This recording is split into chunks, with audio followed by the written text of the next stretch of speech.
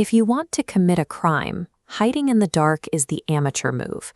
The real trick to erasing your presence is social camouflage. You step into a joyous, chaotic public event and you disappear in plain sight. In April, the city of Guwahati in northeast India enters exactly this kind of chaotic joy. It's the spring festival of Bohag Bihu. This is the Assamese New Year. It is a time built entirely around community trust. Neighborhood doors are left open, and families share feasts of traditional pita and laru. It's an environment where suspicion is actively turned off. At the center of this celebration is the Mekhela Chador.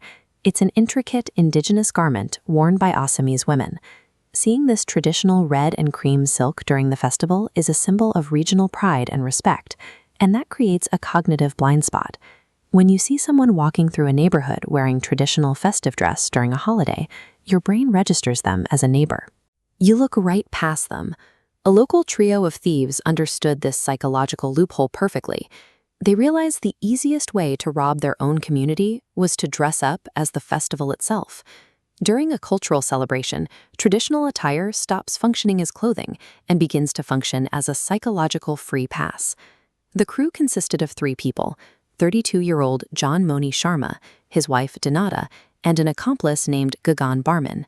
To bypass the security that usually guards neighborhoods at night, they deployed their disguise. But strangely, Dinata didn't wear the Mekhela Chador.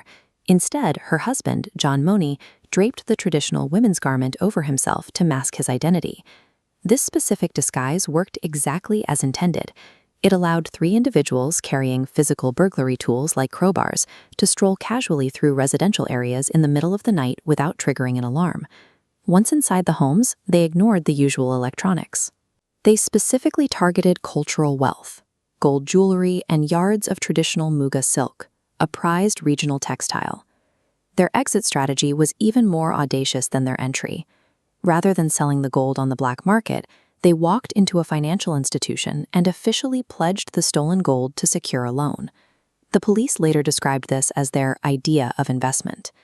They used stolen cultural heritage to participate in standard banking systems, treating a premeditated nighttime burglary as a legitimate financial transaction. Guwahati police data shows property crime steadily declining from 2022 to 2024, but this crew generated an isolated anomaly in that data. The East Guwahati Police District tracked these unusual spikes during the Bihu Festival weekend, tracing the thieves' vehicles back to their source. The sting operation hit fast.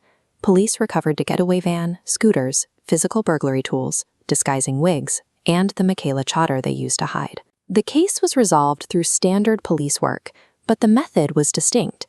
By using the festival as a cover, the trio exploited a moment when neighborhood security is traditionally relaxed.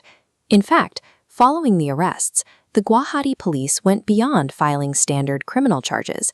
They issued a specific public warning to the city, stating, "Do not misuse traditional attire for unlawful activities." This warning highlights a specific concern. The police viewed the act as a targeted exploitation of cultural identity rather than a simple theft of physical goods. Sociologists call this weaponizing trust.